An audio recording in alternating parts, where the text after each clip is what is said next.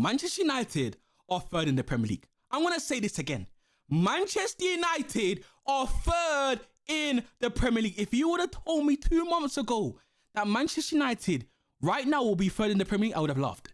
I would have laughed. And we have to give credit to Carrick because he has turned us around. Still undefeated in the Premier League. Yeah, that is 6 wins for Michael Carrick as Manchester United manager. But let's be honest here. Did we expect to beat Crystal Palace today? 100%. It's the Crystal Palace side who have lost 2 of their best players with Eberechi Eze and Mark Guehi. This is the Crystal Palace side who their best striker, Mateta, yes, he was going to leave to go to AC Milan, but he's still registered as a Crystal Palace player. He is out injured. This is a Crystal Palace side whose manager wants to leave. Glasner is going at the end of the season, so he does not care whether Crystal Palace win, lose, or draw because he's getting a payout at the end of it. He is getting a payout at the end of the day, and he's going at the end of the season. And boy, we made a statement. We had to, especially after seeing Wolves done a jump for us. We have to thank Wolves because if you would have told me Wolves would have beaten Aston Villa 2-0 convincingly, I would have said, nah. I was expecting Man United to just close the gap. I wasn't expecting Manchester United to be third today. Now, real talk. So when I saw Wolves beat Aston Villa, I was thinking, boys, we have to take this opportunity. We have to. And boy, we did it the hard way. Boy, we did it the hard way. But we made a big statement today. You know, we made a statement to Liverpool and to Chelsea. Say, if you want guaranteed Champions League football, if you want that third position, come and beat us. Come and catch us. And we still got to play Chelsea. We still got to play Liverpool. But the way we're playing right now, I reckon we beat them both. Call me delusional, but I reckon we beat Liverpool and Chelsea. But honestly, I'm so happy. I'm so happy we got the job done today because boy, let's get into the game because first half was absolutely diabolical. You know, we conceded early. Lenny Yoro was at fault, but I'm not really going to get into Lenny Yoro because end of the day, he's still young. He's still developing. He hasn't played much first team football this season. You know, he's been on the bench. And yes, you can be harsh. He did lose his man. But at the end of the day, Lenny Yoro is still developing. And as Man United fans, yes, we can criticize Lenny Yoro, but at the same time, we need to be like, okay, it's unlucky, bro, unlucky. But if we're being honest, that first half, no Man United player was good. You know, Sesko was out of the game. I was thinking, why is Sesko starting? You know, he's better as a super sub because he couldn't get in the game. Bruno Fernandes was non-existent. We was thinking, where's Bruno? What's happening to Bruno Fernandes? Diego Dallo, oh my goodness me, you, my friend, you are lucky that Manchester United got 3 points today. Because boy, yeah? What do you do? What do you, Diego Dallo? You can't defend, you can't attack, you can't do anything. And you're lucky now that Luke Shaw, yet again getting injured. We knew this was coming.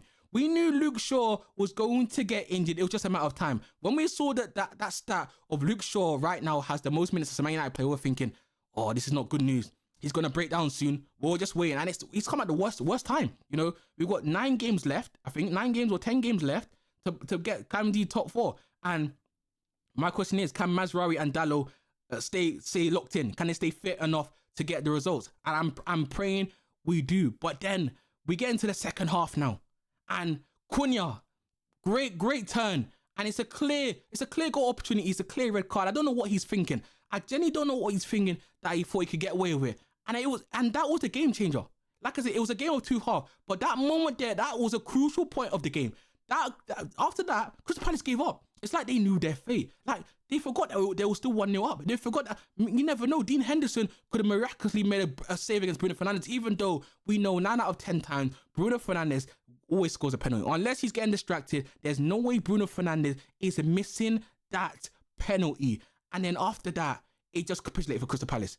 You know, it went 1-1. We're thinking, come on, boys, there's still time here to get a result. We need to get a result. We need to make a statement, yeah? And boy, we did.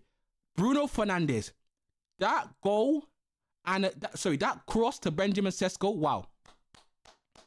I have to applaud. You know, I'm one of Bruno's biggest haters. I've always said we need to get rid of Bruno Fernandes. But boy, that cross, that pin accuracy cross to Sesko, and then Sesko to finish it off, boy.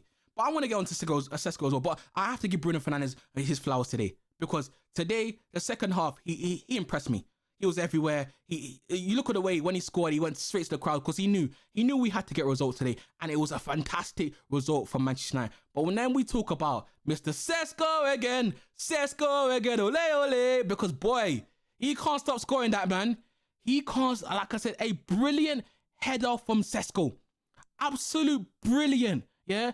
He couldn't miss because it was that perfect from Bruno, but he still got a lot to do. He had to beat the defender, and he did. And it's a great header, low and hard into the corner, and it was a great result. Like, bro, Sesko, he's finding a way under Michael Carrick. I don't know what Carrick is doing, but he is finding a way to develop Sesko.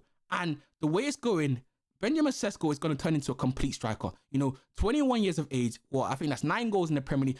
I'm not expecting much from Sesko. I was expecting 10, 11 goals. And right now, he can reach that. He can reach that this season. But honestly, guys, like, I'm not going to over celebrate and be like, it was a fantastic win, because it wasn't. Like I said, Crystal Palace had moments to make it 2-0, you know. But I'm glad we got the result today, because now I can go into the Arsenal-Chelsea game and relax, you know, not having to worry about, oh, I need Arsenal to do me a favour, or, oh, I don't want Arsenal to win, because if we would have lost today, I would have been like, now I have to change my perspective. Now I have to change my mind, sorry. Now I have to think, I want Arsenal to win. Like, it's crazy to say, but I want Arsenal to win. Not because I want them to win the league, but because I don't want Chelsea to catch up to us. You know, if we would have dropped points, Chelsea either would have passed us or be level on points with us. Or, you get what I'm saying? Like, and I didn't want that. But now I can go into that Chelsea game and be like, you know what? That's fine. Yeah, because if Chelsea do win, we're still ahead of them. You know, and they've got a tough game against Aston Villa next. Yes, we got a tough game against Newcastle, but if anything, I reckon we can get a point against Newcastle. But I think Chelsea will struggle against Aston Villa. I don't think Chelsea are that team they think they are. And I think now it went from who's going to get top 4 between Manchester United, who's going to get 4th between Manchester United, Man United, Chelsea and Liverpool. And it's now gone to who's going to get 4th between Aston Villa, Chelsea and Liverpool. Like, right now, I don't see Manchester United slowing down. I really don't. And today, like I said, it was a big statement from us. A massive statement. And I'm proud of the boys. You know, we went 1-0 down. I thought, I've seen this before.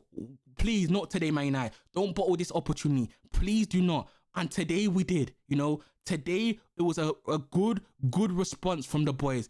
And I'm happy. But we have to. We're playing one game a week. And I think now the debates are starting to come in. Does Carrick stay? You know, does he stay? Because the players like him. But my issue is this. We can't make a judgment. Yes, on what Carrick is doing right now is unbelievable work. Unbelievable what Michael Carrick is doing. But I just want, we have to see at the end of the season. If he can get us 3rd, fantastic, and we'll see what happens.